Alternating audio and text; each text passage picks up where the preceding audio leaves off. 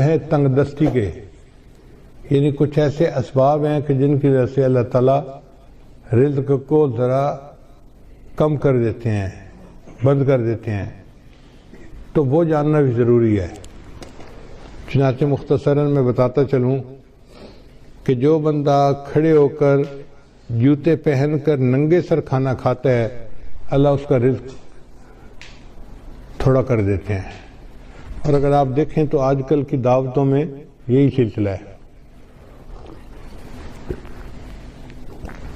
شادی بیاہ میں، ہوٹلوں میں، شادی ہالوں میں اکثر لوگ کھڑے ہو کے کھانا کھاتے ہیں، سر پہ کپڑا بھی نہیں ہوتا اور جوتے بھی پہنے ہوئے ہوتے ہیں۔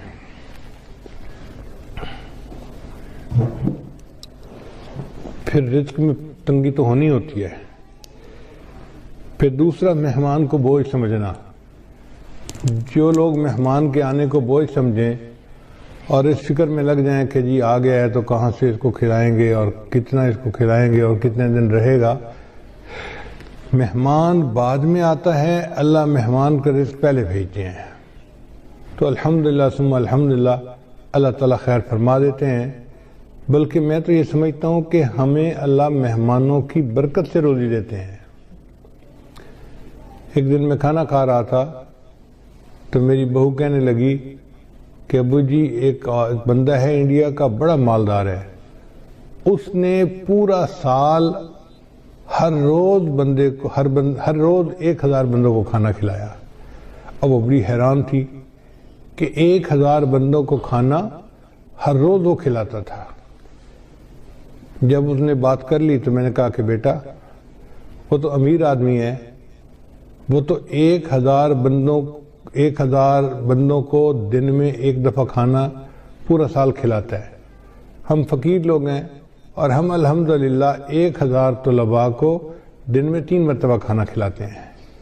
صبح ناشتہ بھی ہوتا ہے، دوپہر کا کھانا بھی ہوتا ہے، رات کا کھانا بھی ہوتا ہے، اور پورا سال اللہ روزی پہنچا دیتے ہیں۔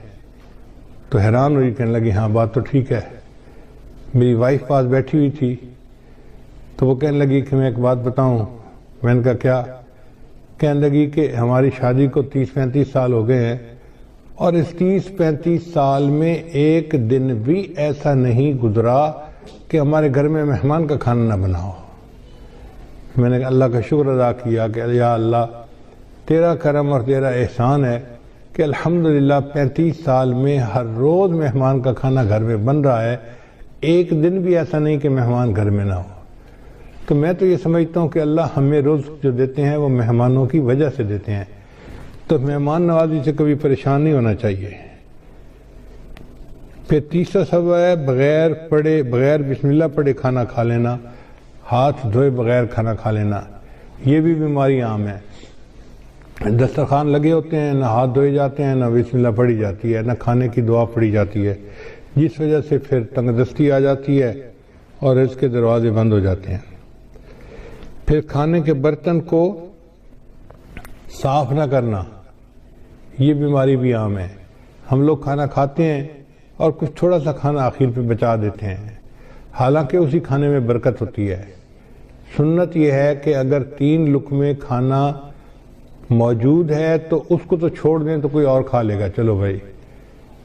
اگر اتنا کھا لیا کہ 3 لقمے رہ گئے، اس کو خالی نہ چھوڑیں، اب اس کو پلیٹ کو اچھی طرح صاف کر دیں تاکہ اللہ کی نعمت ضائع نہ ہو، اللہ کی نعمت جو ہے وہ کسی انسان کے کام آ جائے۔ مگر اس میں ایسے لگتا ہے کہ جیسے یہ بندہ غریب ہے، اور امیر لوگ جو ہیں وہ ذرا شاہانہ دماغ کے ہوتے ہیں، تو وہ ڈالتے زیادہ ہیں، آدھا کھا لیتے ہیں، آدھا چھوڑ دیتے ہیں۔ یہ جو آدھا کھانا اور آدھا چھوڑنا ہے، یہ بھی رزق میں تنگی کا سبب بنتا ہے۔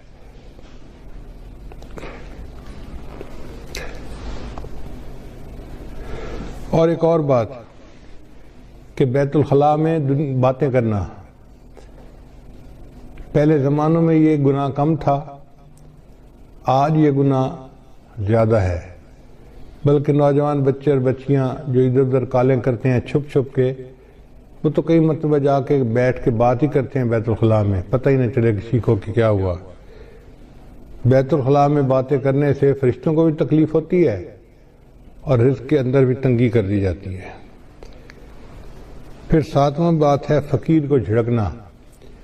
اگر کوئی مانگنے والا آئے تو بندہ فقیر کو جھڑکی نہ دے، چلے جاؤ بھائی یہاں سے، کہا نہیں آپ کو چلے جاؤ، سن نہیں رہے، جاتے کیوں نہیں، ایسے جھڑکی نہیں دینی چاہیے، بلکہ اگر کچھ ہے تو دے دے، اور اگر نہیں تو کہہ دے جی آپ آگے چلے جائیں۔ ہم ایک مرتبہ حرم شریف میں بیٹھے ہوئے تھے تو ایک UK کا بندہ حضرت کے پاس آیا مطاف کے اندر، کہنے لگا حضرت میں حج کے لیے آیا ہوں، لیکن یہاں مطاف میں تو مانگنے والے بہت ہیں، ہر تھوڑی دیر کے بعد کوئی فقیر آ جاتا ہے مانگنے والا، اب سمجھ نہیں آتی کہ ہم کس کو دیں اور کس کو نہ دیں۔ اگر ہم ہر کسی کو دے دیں تو ان کی تو عادت بگڑ جائے گی، تو دل چاہتا ہے کہ ان کو نہ دیں، اور اگر ہم نہ دیں تو پھر کون دے گا، تو دل چاہتا ہے دے بھی صحیح، تو اب فیصلہ کرنا مشکل ہوتا ہے۔ تو اب بتائیں کہ ہم کس کو دیں، ہمیں کیسے پتہ چلے کہ کون مستحق ہے اور کون مستحق نہیں ہے؟ حضرت نے اس کی ساری بات کو سنا اور پھر فرمایا کہ اچھا یہ بتاؤ کہ اللہ نے جو تمہیں دیا ہے تم اس کے مستحق ہو؟ اس نے کہا نہیں۔ تو حضرت نے فرمایا جب تم اس کے مستحق نہیں اور اللہ نے پھر بھی تمہیں دے دیا ہے، تم بھی اللہ کے خلق کو اپناؤ، دے دو، مستحق ہے یا نہیں یہ تمہارا مسئلہ نہیں، یہ اللہ کا مسئلہ ہے۔ تو بندہ چپ تو ہو گیا، مگر اس کے دل میں سوال تو بہرحال تھا۔ تو حضرت نے بھانپ لیا کہ اس کے دل میں سوال ابھی باقی ہے، تو پھر حضرت نے اس کو بات پیار سے سمجھائی۔ حضرت نے فرمایا کہ دیکھو وہ بندہ تمہارے پاس مانگنے آیا ہے، مان لیا کہ وہ صاحب حیثیت ہے اور عادتاً مانگ رہا ہے، تم اسے اس لیے دے دو کہ اللہ کا شکر ادا کرو کہ اللہ تو نے مجھے دینے والوں میں سے بنایا، لینے والوں میں سے نہیں بنایا۔ یہ بھی تو ہو سکتا تھا اللہ تجھے اس کے حال میں ڈال دیتا اور تو لوگوں سے مانگتا پھرتا۔ تو اللہ تعالیٰ کی اس نعمت کا شکر ادا کرتے ہوئے دے دیا کرو کہ اللہ تو نے مجھے لینے والا نہیں، تو نے مجھے دینے والا بنایا ہے، میں تیرے نام پہ دے رہا ہوں۔ اس پہ اس کے دل کے اندر تسلی ہو گئی اور اس نے حضرت کے ماتھے کا بوسہ لیا اور خوش ہو کے واپس چلا گیا۔ تو اس لیے اگر کوئی فقیر آئے تو اس کو جتنا دے سکتے ہیں دیں، اور اگر نہیں دے سکتے تو پیار سے کہیں جی آپ آگے چلے جائیں، اس کو جھڑکی نہ دیں، اس کو ڈانٹ ڈپٹ نہ کریں۔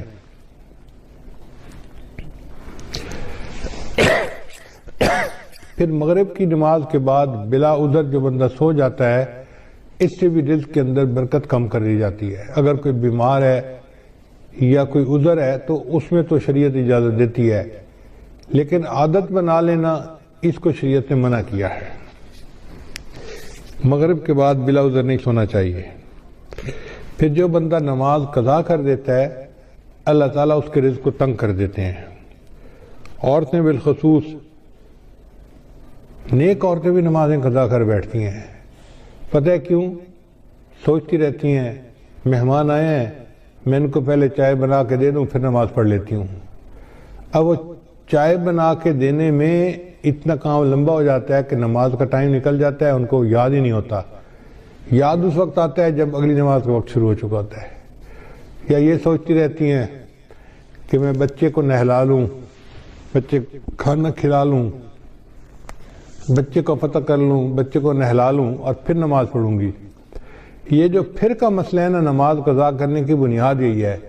نماز کو کبھی پھر پہ نہیں رکھنا چاہیے، ابھی پہلے نماز پڑھیں، بعد میں جو کرنا ہے کریں۔ اس لیے جب نماز کا وقت ہو جائے تو نماز پڑھیں اور اس کے بعد جو کرنا ہے کریں۔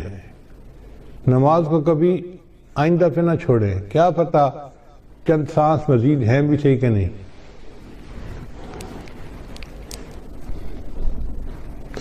ہمیں ایک مرتبہ اس کا بہت عجیب تجربہ ہوا۔ ہم پشاور ایک اجتماع سے واپس آ رہے تھے تو لاکھوں لوگ تھے اس اجتماع میں۔ راستے میں ایک چھوٹی سی مسجد میں ہم رکے، ہم نے سوچا کہ ہم یہاں پر عصر کی نماز ادا کر لیتے ہیں۔ تو جب میں مصلی کے اوپر کھڑا ہوا امامت کے لیے تو ایک اور گاڑی آ کے رکی جس میں 4 بندے تھے۔ ان 4 میں سے 2 بندے مسجد کے اندر داخل ہوئے اور دوسرے 2 ان کے پیچھے تھے۔ تو پیچھے والوں نے ان کو کہا یار یہاں تو پہلے ہی نمازی کافی ہیں، چلو ہم عصر کی نماز آگے پڑھ لیں گے۔ تو جو اندر آئے ہوئے لوگ تھے نا وہ بھی باہر نکل گئے اور گاڑی میں بیٹھ گئے اور گاڑی چلی گئی۔ خیر ہم نے نماز ادا کی، پھر اس کے بعد ہم آگے چلے اسلام آباد کی طرف آ رہے تھے۔ کوئی 10 میل کے بعد ہم نے دیکھا کہ اس پہلے والی گاڑی کا ایکسیڈنٹ ہوا ہے، اور ایکسیڈنٹ اتنا فیٹل تھا کہ چاروں کے چاروں بندے مر گئے تھے۔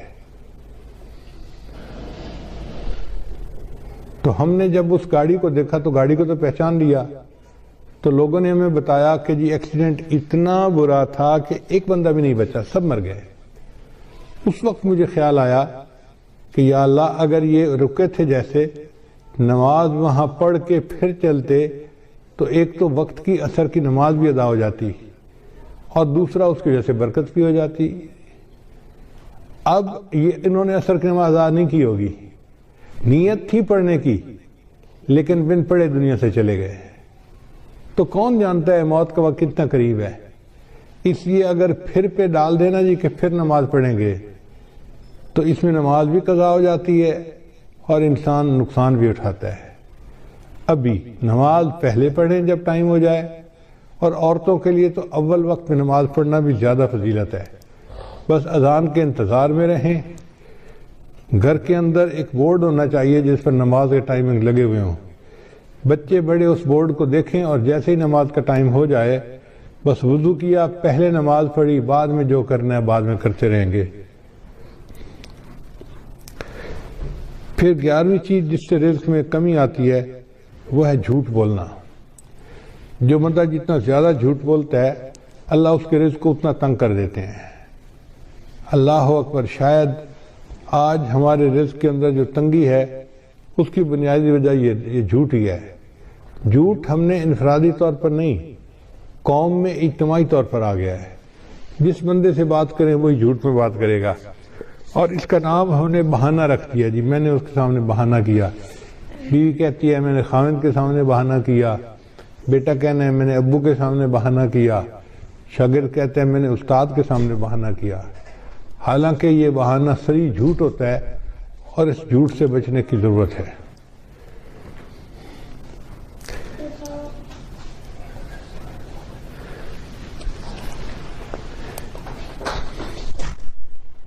بارہواں عمل ہے موسیقی کا سننا۔ آج کل گھروں کے اندر گانے چل رہے ہوتے ہیں، فلمیں چل رہی ہوتی ہیں، عورتیں موسیقی کی آواز پہ کام کر رہی ہوتی ہیں کچن میں، گھر میں، اور کہتی ہیں الٹا کہ جی موسیقی تو روح کی غذا ہے، اور اس بات کو بھول جاتی ہیں کہ جس گھر میں موسیقی چلتی ہے اللہ ان کی رزق میں تنگی کر دیتے ہیں۔ پھر 13واں عمل اولاد کو برا بھلا کہنا۔ کچھ ماں باپ اولاد کو جلدی گالیاں دینا شروع کر دیتے ہیں، یا برے الفاظ کرنا شروع کر دیتے ہیں، یا کوسنا شروع کر دیتے ہیں۔ تو جو اولاد کو برے الفاظ کہیں گے یا کوسیں گے ان کے رزق کو اللہ تعالیٰ ویسے ہی تنگ کر دیں گے۔ 14واں عمل قرآن مجید کو بلا وضو ہاتھ لگانا۔ قرآن مجید اللہ کا کلام ہے، لا یمسہ الا المطہرون، اس کو ہاتھ نہیں لگا سکتا مگر وہ جو پاک ہو۔ تو ہمیں چاہیے کہ ہم باوضو ہو کے اس کو ہاتھ لگائیں، اگر بے وضو ہاتھ لگائیں گے تو رزق کے اندر کمی آ جائے گی۔ پھر 15واں عمل جس سے رزق میں کمی آتی ہے نامحرم کو دیکھنا۔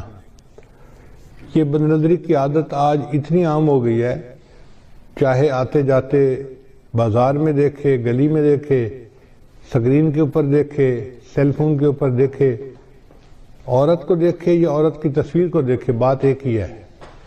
تو نامحرم کو دیکھنے سے اللہ تعالیٰ رزق میں تنگی فرما دیتے ہیں۔ اور 16واں عمل جس سے کہ انسان کے رزق میں تنگی آ جاتی ہے، اہل و عیال کے ساتھ لڑتے رہنا۔ میاں بیوی جو ہر وقت ایک دوسرے کے ساتھ بات بات پہ بحث کرتے ہیں، دلیلیں دیتے ہیں، لڑتے جھگڑتے ہیں، تو یہ میاں بیوی کی لڑائی جھگڑے میں اللہ ان کے رزق کو تنگ کر دیتے ہیں۔ اب ایک طرف تو لڑائیاں بھی ختم نہیں ہوتی اور دوسری طرف رزق کی کمی کے شکوے بھی ختم نہیں ہوتے۔ بھئی اتفاق میں برکت ہے، آپ محبت پیار سے زندگی گزاریں تو اللہ تعالیٰ رزق کی پریشانی کو دور کر دیں گے۔ اور باطنی روحانی بیماریوں سے بھی دعا مانگیں، اللہ تعالیٰ ہمارے ایمان کی حفاظت فرمائے اور ہمیں اس دنیا میں اللہ تعالیٰ ایمان کے ساتھ جینے اور ایمان کے ساتھ مرنے کی توفیق عطا فرمائے۔ وآخر دعوانا ان الحمد للہ رب العالمین۔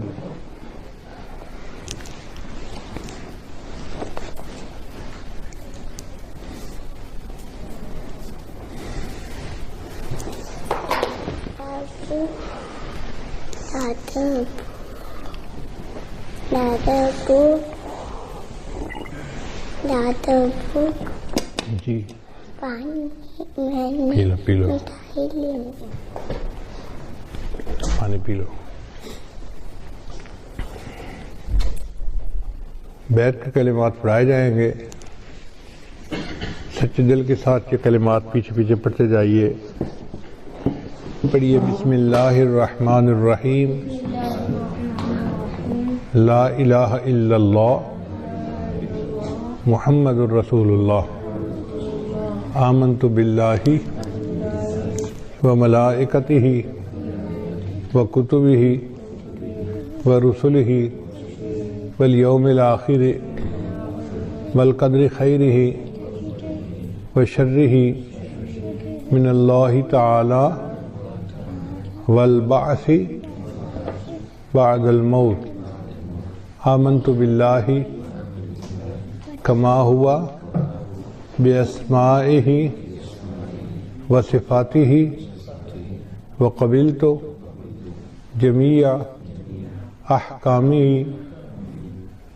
اقرار باللسان وتصدیق بالقلب، اشہد ان لا الہ الا اللہ واشہد ان محمدً عبدہ ورسولہ، استغفر اللہ ربی من کل ذنب واتوب الیہ برحمتک یا ارحم الراحمین۔